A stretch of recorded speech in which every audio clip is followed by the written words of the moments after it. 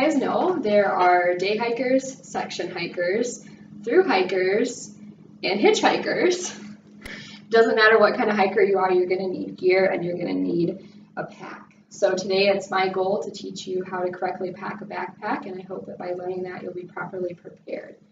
Through this week I've done research reading online testimonies, blogs, and guidebooks, and I also use this information in my own life and plan to use it as my husband and I hike the Appalachian Trail next year.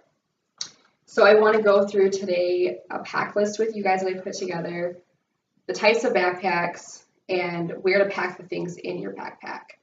On the handout I gave you guys, there's a pack list, and we're just going to go through the general things on it. We're actually not going to go through the whole list.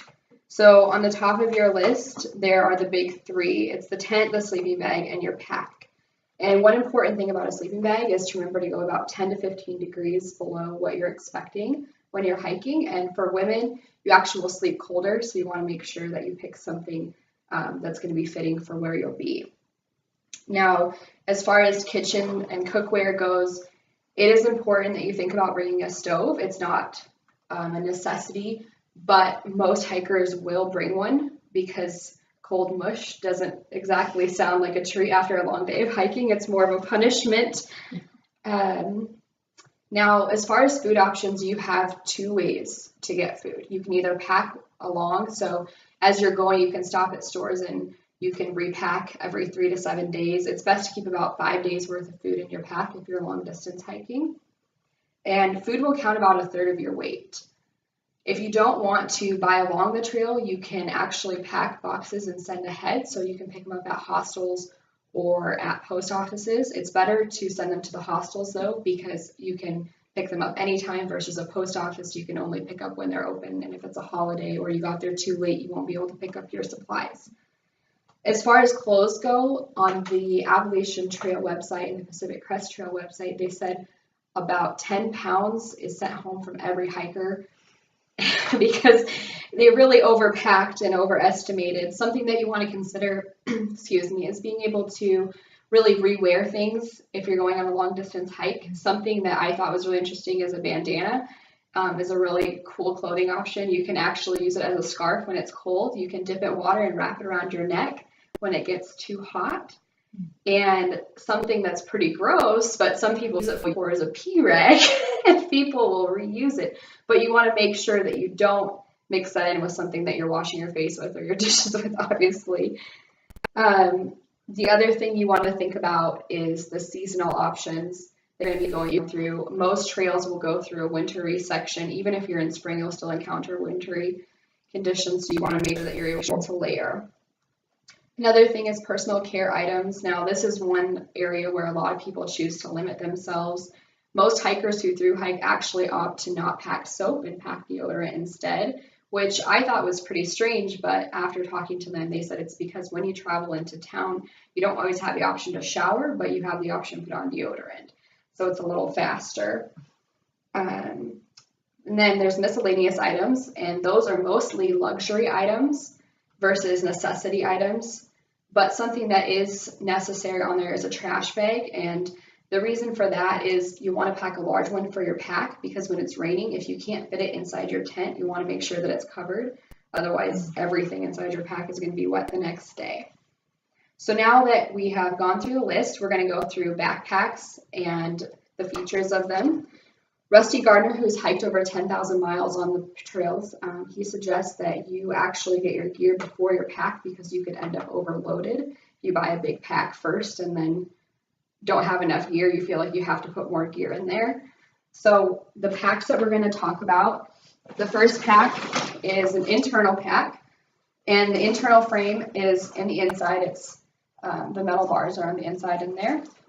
Now, this one's a top-loading one. There are some that are front-loading, but most of the internal frame packs are top-loading. Down at the bottom, there's a sleeping bag compartment, and this one hooks across your chest here and in the front, and there's pockets in the front as well.